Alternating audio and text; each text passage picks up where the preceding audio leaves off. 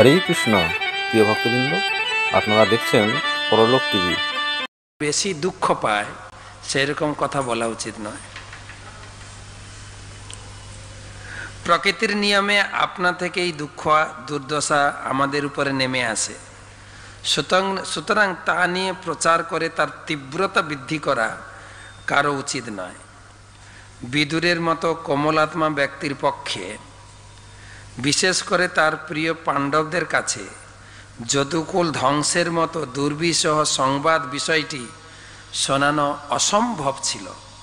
তাই তিনি ইচ্ছা করেই এই কথা বলেননি। পরিষ্কার কেন বলেননি? উত্তর কি? কেন? বিদুর অত্যন্ত ভেঙে পড়বে, যুধিষ্ঠির মহারাজ অত্যন্ত বিমোহিত হয়ে পড়বে, ভেঙে পড়বে। তো এটা থেকে একটা শিক্ষা বিদুর বলছেন, নন্ন প্রিয় ননু অপ্রিয় দুর্বিষহম। অপ্রিয় কথা আমরা তো আগে পৌঁছাই, মানে অপ্রিয় কথা। ওগো শুনেছো শুনেছো অমুকের বাড়িতে মারা গেছে, জানো? আমরা তো আগে ছড়াই, তাই না? নিরাম মানুষদের স্বয়ং অপস্থিত, এই মানুষের জীবনে এই দুর্যোগ স্বয়ং উপস্থিত। এ কেউ প্ল্যান পরিকল্পনা করে দুঃখকে ডেকে আনে না, বুঝছে, স্বয়ং উপস্থিত। ও আসে। প্রহ্লাদ মহারাজ সপ্তম স্কন্ধে তিনি বলেছেন, সুখ দুঃখটা একটা সাইকেলের স্পোকের মতো। যখন আমার দুঃখ চলে উপরে, সুখের স্পোকটা উপরে থাকে, সাইকেলটা ঘুরবে। তো একজন রাজা এসেছিল, খুব দুঃখী রাজা। তার জীবনে প্রচুর দুঃখ। ঘুরতে ঘুরতে ঘুরতে ঘুরতে সে বুদ্ধদেবের কাছে এসে পৌঁছেছে। বুদ্ধদেব দেখছেন রাজা অত্যন্ত বিমর্ষ। রাজা বলছেন, হে প্রভু, আমাকে কিছু একটা মন্ত্র দিন, উপদেশ দিন, অথবা তাবিজ বলে না, তাবিজ, কবচ দিন, যাতে আমি দুঃখ থেকে মুক্তি পাব। তো তাকে একটা কাগজে লিখে একটা কথা দিয়েছেন, বলে তুমি এটা ঘরে গিয়ে পড়বে, কাউকে বলবে না, তুমি নিজেই পড়বে কিন্তু। তো ঘরে গিয়ে খুলেছে, কাগজে একটা কথা লেখা ছিল, এই পরিস্থিতি সব সময় থাকে না, বাস। অর্থাৎ এই দুঃখটা আমার সব সময় থাকবে না, এটাই তুমি অনুভব করো। আর এই কথাটাই পড়ে তার জীবন পরিবর্তন হয়ে গেল, যে তার মানে আমি উদ্যম নিয়ে আবার কাজ করতে শুরু করলো, যে আমার এই পরিস্থিতি সব সময় থাকবে না। তো সুখ দুঃখটা এরকম। এখন দুঃখ চলছে, না চাইতেও যেরকম দুঃখ এসছে, না চাইতেও সুখ নেমে আসবে কিন্তু। তো এখানে বলছেন সূত গোস্বামী, স্বয়ং নিরাম, নিরাম মানে মানুষের জীবনে স্বয়ং উপস্থিত। এই দুঃখগুলি জীবনে এমনিই নেমে আসে, কিন্তু ন আবেদয়ত, কিন্তু এগুলো বেশি করে লোককে ঘাঁটিয়ে ঘাঁটিয়ে বলা উচিত না।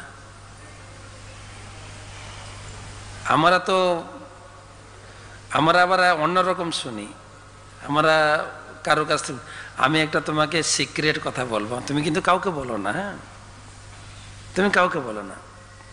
সে আবার আরেকজনের কাছে গিয়ে বলবে, আমাকে কিন্তু বলতে মানা করেছে, আমি শুধু তোমাকে বলছি, তুমি কিন্তু কাউকে বলো না, হ্যাঁ, জাস্ট তোমাকে বলছি।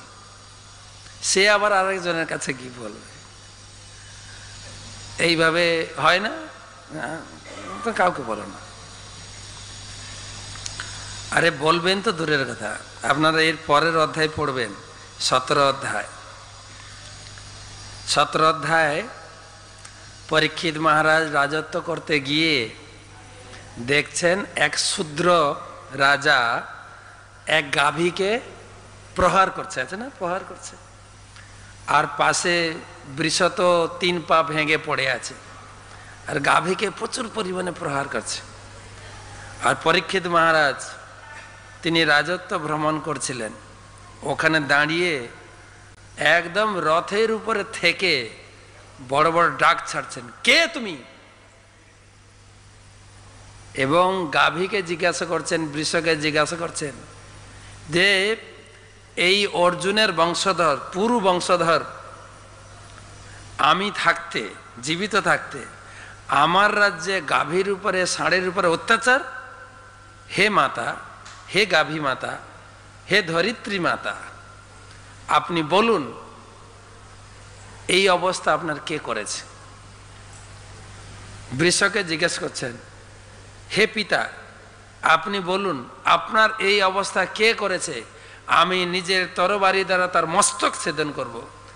আমি বেঁচে থাকতে কুরু বংশের যে ঐশ্বর্য, কুরু বংশের যে একটা সম্মান আমি বজায় রাখতে চাই। অনেক বড় লেকচার দিয়েছেন কিন্তু পরীক্ষিত মহারাজ। বৃষ শুয়ে শুয়ে শুনছিলেন। বৃষ অনেকক্ষণ পরে উত্তর দিয়েছেন। তিনি বলছেন, ধর্ম উবাচ এতদ বা পাণ্ডবেয়ানাম যুক্ত মার্তা ভয়ং বচ যেসাং গণ গণই কৃষ্ণ দৌতাদু ভগবান কৃত। আপনি ভগবানের একজন আত্মীয়, পরীক্ষিত মহারাজ আত্মীয় না? ভগবানের ভাগনার ছেলে না, তাই তো? ভগবানের ভাগনা হচ্ছেন অভিমন্যুর ছেলে। আপনার মুখে এটা খাটে কিন্তু, যে আপনি শাসন করবেন, যে আমাকে কষ্ট দিয়েছে তাকে হত্যা করবেন। আর আপনার পরিবারের কৌরব বংশের একটা সম্মান, পাণ্ডব বংশের সম্মান, আপনি যা বলেছেন খুব সত্য কথা। কিন্তু প্রশ্ন হচ্ছে, ন বয়ম ক্লেশ বীজানি যত সুপুরুষের সব, কিন্তু আমাকে যে কে দুঃখ দিয়েছে তার নির্ণয় করা খুব কঠিন। এটা বড় বড় শাস্ত্রজ্ঞ পণ্ডিতরাও বুঝে উঠতে পারে না আমার দুঃখের কারণটা কি, কেন আমি দুঃখ পাচ্ছি। এখান থেকে বলছে স্বয়ং উপস্থিত। কেউ কেউ বলে সুখ দুঃখের জন্য নিজেই দায়ী, আমার কর্ম দায়ী, বলে না আমার কর্মফল। কেউ বলেন সুখ দুঃখের কর্তা স্বয়ং ভগবান, তিনি কাকে দুঃখ দেন, তিনি কাকে সুখ দেন। কেউ কেউ বলেন এটা অতি মানবীয় শক্তি, যেরকম করোনা, এটা আমার হাতেও নয়, সরকারের হাতেও নয়, অতি মানবীয় শক্তি। আর জড়বাদী লোকেরা বলে ধুর, অন্য লোকে আমাকে দুঃখ দিচ্ছে। তো এই বিষয়ে মনীষীরা এই সমস্ত বিচার করে সুখ দুঃখের কারণ নির্ণয় করতে পারেন না। তো আমি কি করে বলবো আমাকে কে দুঃখ দিয়েছে? আমি কি করে বলবো? তখন পরীক্ষিত মহারাজ বললেন, আরে আপনি তো বিশাল ধর্মজ্ঞ ব্যক্তি, ধর্ম ব্রবীষি ধর্মজ্ঞ, ধর্ম আছে বিশ্বরূপধিক, যৎ ধর্ম কৃতম স্থানম সূচক সাপি তদ্ভাবে। তখন হাত জোড় করে পরীক্ষিত মহারাজ প্রণাম করলেন, আরে আপনি তো সাক্ষাৎ ধর্মরূপী ধর্মজ্ঞ, বিশ্বরূপী ধর্মজ্ঞ আপনি। কেননা ধর্মশাস্ত্রে বলা হয়েছে পাপাচারীর যে স্থান লাভ হয়, অধর্ম নির্দেশকেরও সেই স্থান লাভ হয়। অর্থাৎ কেউ যদি কাউকে খুন করে, কোনো পাপ করে, সে পাপ করে যা ফল পায় আর তার কথা প্রচার করে একই ফল পাবে। জানো জানো ওই লোকটা অমুক খুন করেছে, বুঝে গেল? আপনি যত প্রচার করবেন পাপের পরিমাণ আপনার বাড়তে থাকে। সূচক্য সাপি তদ্ভাবে যৎ ধর্মকৃত স্থানম যৎ অধর্মকৃত স্থানম, যে অধর্ম করে যা ফল হয়, যে অধর্মের প্রচার করে তদ্ভবেত। সূচক্য সাপি মানে তার প্রচার যে করে। তাই ধর্ম আছে বিশ্বরূপধিক। কেননা আপনি আপনার প্রতি অন্যায় করেছে জেনেও তার কথা প্রচার করছেন না, তাকে আপনি নির্দেশ করছেন না যে এই লোকটা আমাকে ক্ষতি করেছে। তো সুতরাং এই প্রসঙ্গে বিদুর তা করতে চাইলেন না। দ্বারকাবাসীরা যে নেই এ কথা পরের অধ্যায়ে অর্জুন খবর নিয়ে আসবে। আর বিদুর জানতেন যে এই খবর পাওয়ার সাথে সাথে যুধিষ্ঠির মহারাজ এই পৃথিবীতে আর থাকবেন না। তাই হয়েছে। কিন্তু এর পরের অধ্যায়ে আসবে শ্রীকৃষ্ণের ধরাধাম ত্যাগ, স্বধর্মে প্রত্যাবর্তন। তিনি এই অধ্যায়ের পরে আসবে যে যুধিষ্ঠির মহারাজ অর্জুনকে পাঠাবেন যে এর পরের কাজটা কি। ভগবান তো এসছিলেন যে পরিত্রাণায় সাধনা বিনাশায় দুষ্কৃতম, তারপরে ধর্ম সংস্থাপন। ধর্ম সংস্থাপন হয়ে গেছে, গীতার জ্ঞান বলা হয়ে গেছে, ধর্ম প্রতিষ্ঠা হয়েছে, ধর্ম রাজা হয়ে গেছি। এর পরের প্ল্যানটা কি, এর পরের রুটিনটা কি, তুমি যাও তো জেনে আসো। অর্জুন গেছেন সেই দ্বারকাতে, 7 মাস ফেরেননি। ভগবান কাছে গেছে অর্জুন, 7 মাস ফেরেনি। যুধিষ্ঠির মহারাজ অত্যন্ত উদ্বিগ্ন, কলিযুগের কিছু লক্ষণ দেখছেন এর পরের অধ্যায়ে। কেন অর্জুন আসেননি, অর্জুন আসছে না কেন, আর বিভিন্ন অলক্ষণ দেখছেন। অন্ন বিক্রি করা শুরু হয়েছে, পশুরা বাম দিকে ঘুরছে, দিনের বেলায় শিয়াল ডাকছে, কুকুর মুখ উঁচু করে রোদন করছে। এগুলো দেখা যায়, এখন দেখা যায় কিনা? কুকুর ডাকে কিনা, এ কি বলে, শিয়াল ডাকে কিনা দিনের বেলা? হ্যাঁ, শোনা যায়। সব অলক্ষণ। এইসব দেখে চিন্তা করছেন, অনেক কিছু চিন্তা করছেন। লাস্টে চিন্তা করলেন এর কারণ হচ্ছে মনে ভগবান এই ধরাধামে আর নেই। যেই নেই চিন্তা করেছেন, অর্জুন এসে ঢুকেছেন ঘরে। আর অর্জুন অত্যন্ত মলিন বদন, অর্জুনের সে দীপ্তিমান চেহারা আর নেই, তেজ আর নেই। তো পরীক্ষা কি বলে, যুধিষ্ঠির মহারাজ অনেক প্রশ্ন জিজ্ঞাসা, অর্জুন সুস্বাগতম, কিন্তু তোমাকে এরকম অধবদন মলিন বদন দেখছি কেন, এর কারণ কি? তোমাকে কেউ অসম্মান করেছে? তুমি এতদিন আত্মীয়ের বাড়িতে ছিলে, আত্মীয় মানে শ্বশুর বাড়িতে। কতদিন ছিলেন? 7 মাস। বেশি দিন আত্মীয় বাড়িতে থাকলে অনাদর করে না? তুমি এতদিন ছিলে তাই অনাদর করেছে? অনেকদিন থাকতে নেই কিন্তু অনাদর করেছে নিশ্চয়। অনেক অনেক প্রশ্ন জিজ্ঞাসা করছে তোমাকে। তুমি কি কোনো অগম্য স্থানে গেছিলে? তুমি কি শিশু, বৃদ্ধ, মহিলাদের সম্মান প্রদান করনি? এগুলো শাস্ত্রের কথা। কিন্তু আমাদের সব জায়গায়, সব অনুষ্ঠানে শিশুদের, মহিলাদের, বৃদ্ধদের সম্মান প্রদর্শন করা উচিত। আগে আমরা তো এই সম্মানটাও প্রায় উঠে যাচ্ছে, আমি আগে যাব, এতে কিন্তু দীপ্তি হানি হয়, কিন্তু তেজ হানি হয়ে যায়। তো অনেক কারণ। যে লাস্টে চিন্তা, অর্জুন একটা উত্তর দিচ্ছে না, শুধু ঠকঠক করে চোখের জল পড়ছে। লাস্টে যুধিষ্ঠির নিজে নিজে নির্ণয় করলেন যে আমি বুঝতে পারছি অর্জুন সখা, ভগবান কৃষ্ণ এই ধরাধামে নেই। আর যেই এই কথা মুখ থেকে বেরিয়েছে যুধিষ্ঠির মহারাজের, অর্জুন ধড়াম করে পড়ে গেলেন রথ থেকে কান্না করতে করতে। আর পাশে দাঁড়িয়েছিলেন, অর্জুন এসছেন খবর দেবে, 4 ছেলে, আর অর্জুন পৌঁছেছেন 5 ছেলে। পাশে দাঁড়িয়েছিলেন মা কুন্তি। কুন্তি দাঁড়িয়েছিলেন যে অর্জুন এসে কি সংবাদ দিচ্ছে। যখন নির্ণয় হয়, অর্জুন কিন্তু একটাও কথা বলেননি, কিন্তু কথা বলার মতো অর্জুনের শক্তি ছিল না। যখনই এই কথা জানতে পারলেন যে ভগবান এই ধরাধামে নেই, মাতা কুন্তি ওখানে দাঁড়িয়েছিলেন, একদম থর করে কলা গাছের মতো পড়ে। ঝড় হলে যেরকম কলা গাছ পড়ে না, কলা গাছকে বেশি ঠেলতে হয় না, কিন্তু চুপ করে পড়ে গেলেন। পড়ে প্রাণ বিসর্জন, কুন্তি চলে গেলেন। যুধিষ্ঠির মহারাজ নির্বাক হয়ে গেলেন, আর একটা কথা বলেন না।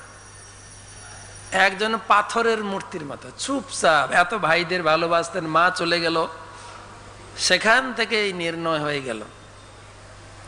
কিছুক্ষণ পরে ডাকলেন পরীক্ষিতকে, আসো এই সিংহাসনে বসো।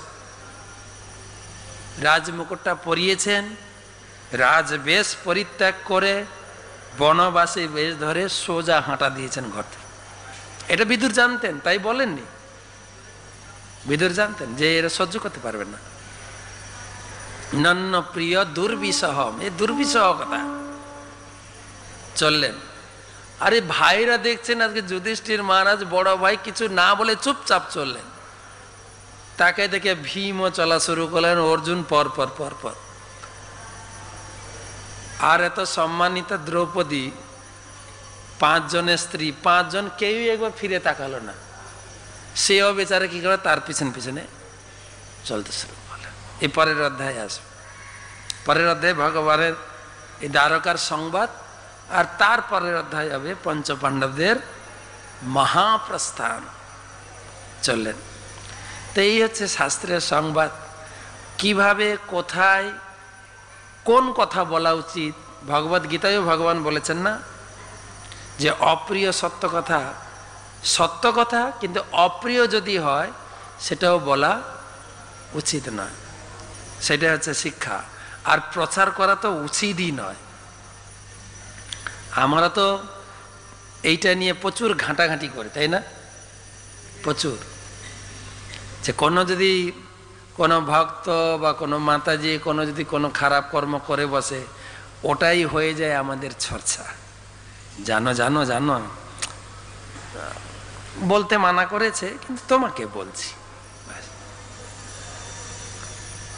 আর আমাদের কি বলে পেপার, আমাদের পেপারের কাজটা কি? পরনিন্দা, পরচর্চা। পেপারে আর কিছু লেখা নাই, কিন্তু কেবল পরনিন্দা পরচর্চারই বর্ণনা। প্রভুপাদ বলেছেন পেপারকে বদনাম করে। মায়ার কচকচানি যত পেপারের শব্দ, প্রচারের দ্বারা তাহা করহ স্তব্ধ। শুধু মায়ার কচকচানি, আর কিছুই নাই। পরনিন্দার পরচর্চা ছাড়া কিচ্ছু বর্ণন নেই। কোনো ভালো কাজ, ধরুন আমাদের এই বৈষ্ণব ধর্ম পরম্পরাতে আমরা কৃষ্ণ ভক্তি প্রচার করে প্রচুর লোক মদ মাংস ছেড়ে দিচ্ছে, প্রচুর লোক অবৈধ সঙ্গ ছাড়ছে, 4টে পাপ কর্ম ত্যাগ করছে, গীতা ভাগবতম পড়ছে, ধর্ম চর্চা করছে, তাদের চরিত্র বদলাচ্ছে। পেপারে বেরোচ্ছে, পেপারে বেরোচ্ছে না? কোন ডিপার্টমেন্ট কত প্রচার করছে, কত ভক্ত বানাচ্ছে। আজকে কয়েকদিন ধরে কত লোকের দীক্ষা হয়ে গেল, পেপারে বেরিয়েছে কিনা? বেরিয়েছে কিনা বলুন? বেরোতে পারে যদি আপনি অনেক টাকা দেন। হয়তো 1 লাখ টাকা দিলে হয়তো এই মন্দিরের ছবিটা আপনাকে দেবে, হয়তো 2-4 কথা লিখবে। কিন্তু মন্দিরে কিছু অপকর্ম হয়ে যাক, হ্যাঁ, অনুষ্ঠানে প্রসাদ খেয়ে হয়তো 2-1 জনের শরীর খারাপ হয়ে গেছে, আপনার টাকা লাগবে না, কিন্তু পরের দিন বিনা পয়সায় বেরিয়ে যাবে। বেরোবে কিনা?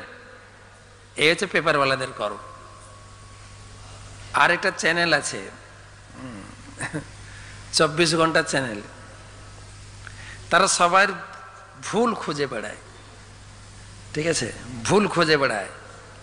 এই ঘিটা সঠিক কিনা, এর ভিতরে কি পায়েল আছে, হ্যাঁ, এই কোল্ড ড্রিঙ্কসে কি পায়েল আছে, তা সবসময় খুঁজে বেড়ায়।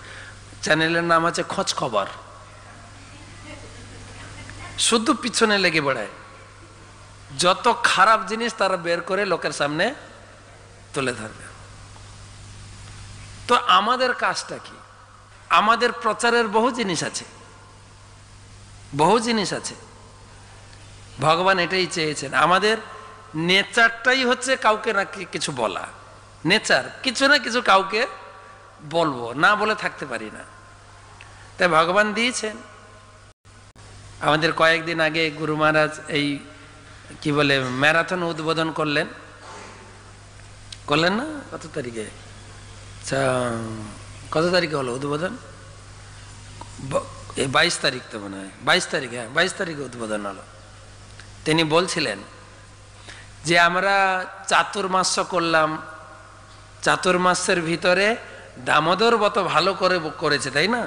একদম সকাল থেকে কাঠি ঘুরিয়ে ঘুরিয়ে আরতি করেছে, দাঁড়াতেই পারা যায় না মঙ্গল আরতি, সব জায়গা থেকে আগুন ঘুরছে, ঠিক আছে? সবাই যত পারে, কেউ সকালে দুপুরে রাত্রে কতবার ধরে আরতি করেছে, ভগবানকে যত আরতি করবে তত কৃপা লাভ করে। গঙ্গা স্নান, হবিষান্ন ব্রত, তারপরে লাস্ট 5 দিন ভীষ্ম পঞ্চক ব্রত গুরু মহারাজের সঙ্গে বসে বসে করলাম, প্রচুর কৃপা লাভ করেছি। এবারে আমাদেরকে সেই শক্তিটা ব্যবহার করতে হবে প্রচারের ক্ষেত্রে। ভগবানের একটা দয়া এই জগতের প্রতি। ভগবান জগতে আসেন কিসের জন্য? কিসের জন্য আসেন?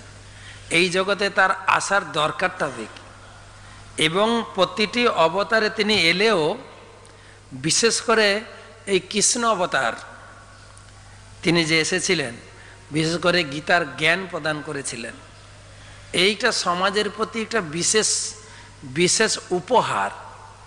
প্রভুপাদ যখন লন্ডনে গিয়েছিলেন প্রচারে, হিথ্রো এয়ারপোর্টে নেমেছেন ব্রিটিশে, ওখানে এসে ব্রিটিশরা এসে প্রশ্ন করছে, সাংবাদিক এসে প্রশ্ন করছেন যে আপনি এসেছেন গরিব ভারতবর্ষ থেকে, you are coming from poor country India, আপনি গরিব ভারতবর্ষ থেকে এসছেন, এই দেশ থেকে কি নেওয়ার জন্য?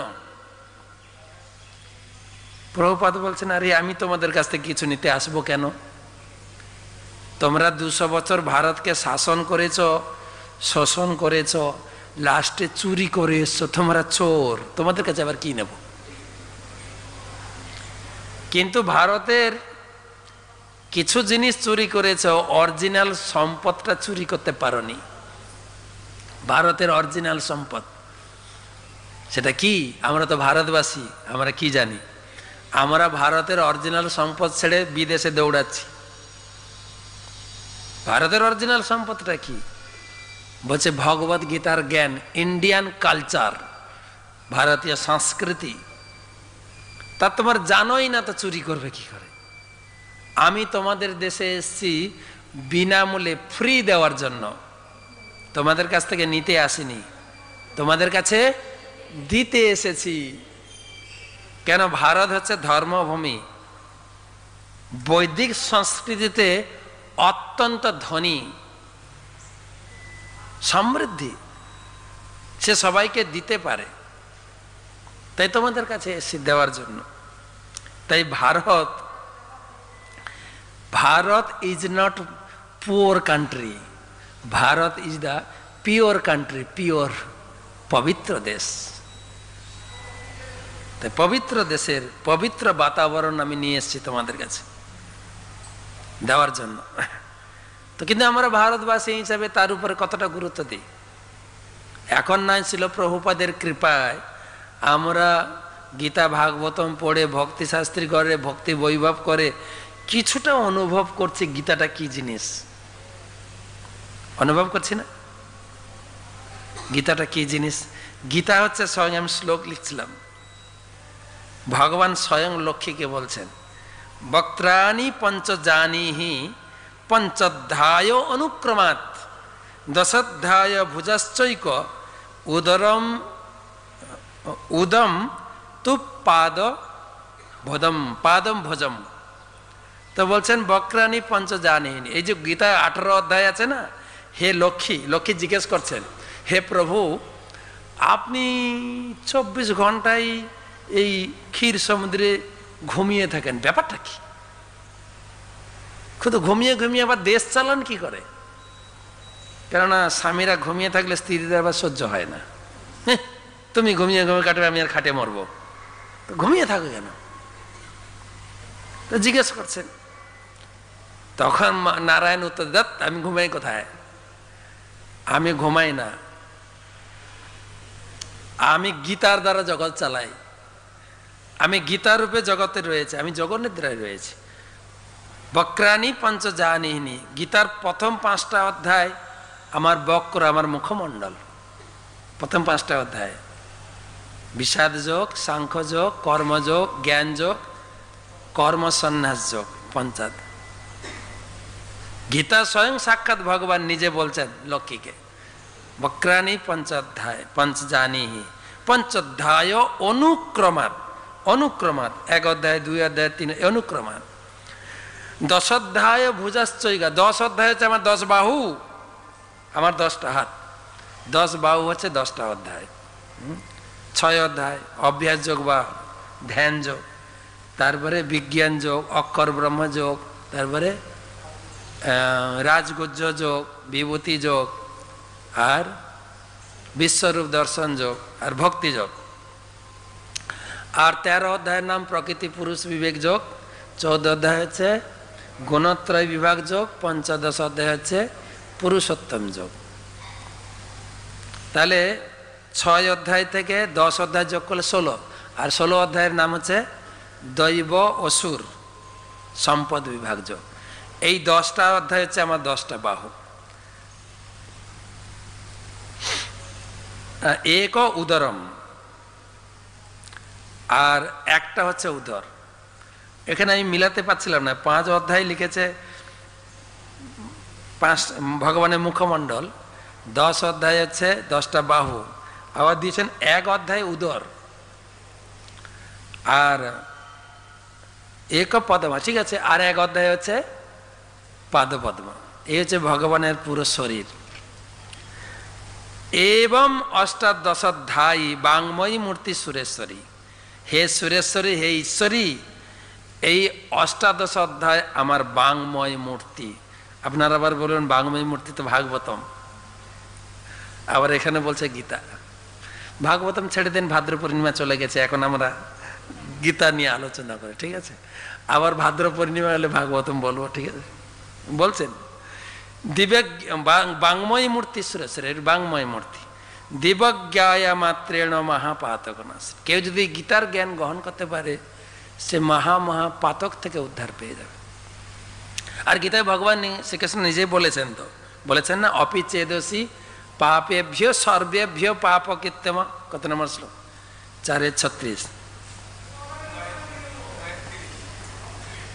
4:36 অপি চেদসি পাপেভ্য সর্বেভ্য পাপ কৃত্যম সর্বম জ্ঞানম প্লবেনৈবম বৃজিনম সন্তরিষ্যসি। তুমি যদি পাপী থেকে পাপিষ্ট হয়ে থাকো, গীতারূপী নৌকাতে আশ্রয় গ্রহণ করে তুমি চলতে থাকো। আর ভগবান বলছেন বলবো, ভগবান নিজে বলছেন, সংসার সাগরম ঘোরম তক্তম ইচ্ছামি যো নর গীতা নাবম সমাসাদ্যম পারম জাতি সুখে নেশ।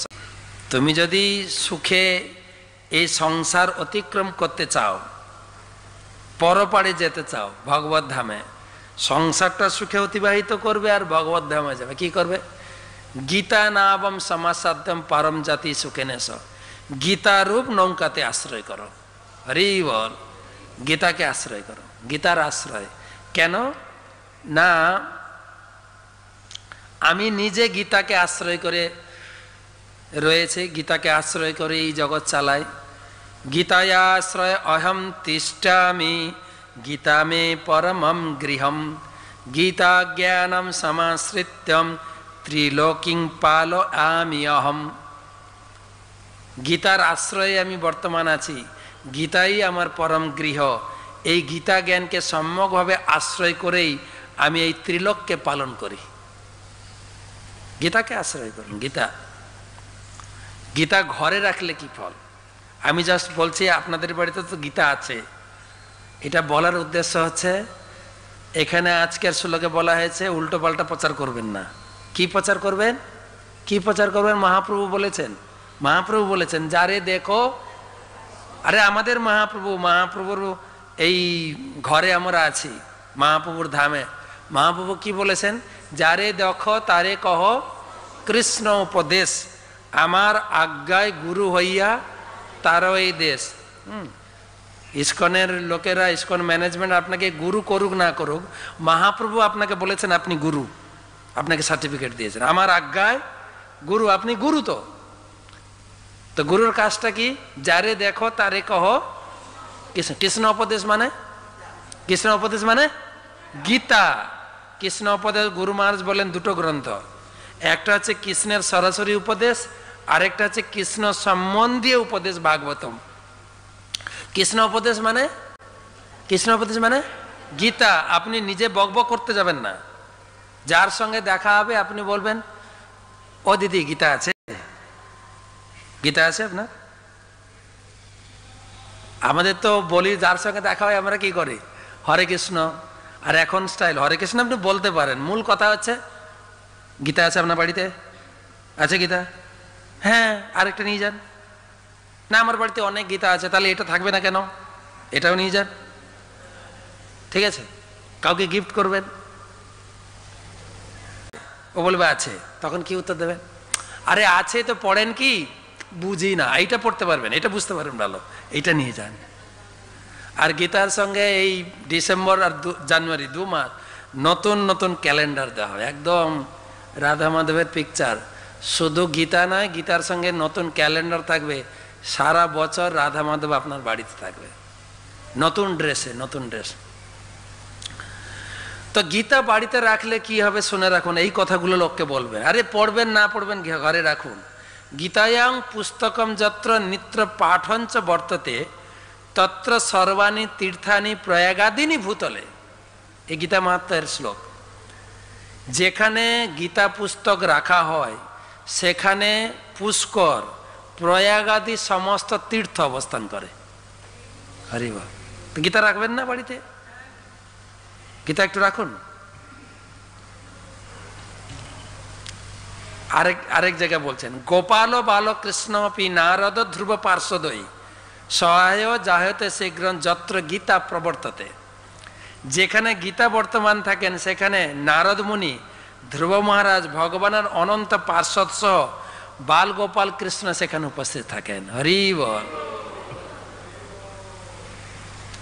রাখার ব্যাপারে আরো অনেক শ্লোক দিয়েছেন, দু একটা শ্লোক মুখস্থ করবেন, এখানে গীতা মাহাত্ম্য বই পাওয়া যায়, দু একটা শ্লোক মুখস্থ করুন, গীতা বিতরণ করুন। আমরা তো সবাই চাইছি গুরু কৃষ্ণ প্রভুপাদকে সন্তুষ্ট করতে। প্রভুপাদ সরাসরি বলেছেন কিসে সন্তুষ্ট হয় Prabhupada? If you really want to please me. আপনি হরিনাম করলেও প্রভুপাদ সুখী হবে, বিগ্রহ পূজা সব কিছুতে সুখী হবেন প্রভুপাদ, সবই ভগবানের সেবা।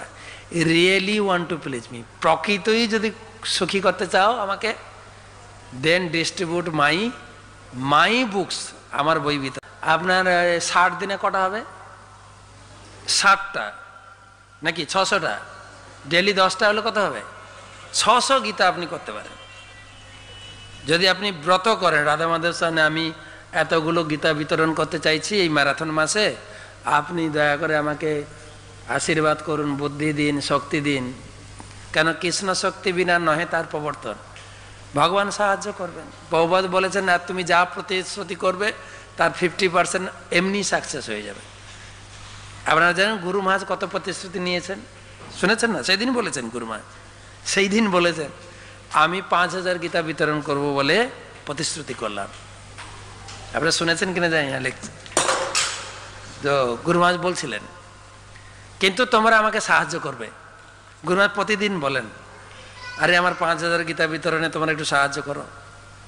কালকে বিতরণ করেছেন 189টি, কালকে রেকর্ড। আর ছোট বই ছিল প্রায় 200-এর কাছাকাছি, 196 না কত মহারাজ প্রতিদিন করছেন গুরু মহারাজ। তো যদি 10টা করেন, যদি 5টা করেন 300 হবে, যদি 1টা করেন কটা হবে বলুন? 60টা গীতা হবে। আর গুরু মহারাজ কটা চেয়েছেন? একটা চেয়েছেন। বলছে 7000 কমিউনিটি যদি একটা করে বিক্রি করে, আমার ম্যারাথনে 7000 গীতা বিতরণ হবে।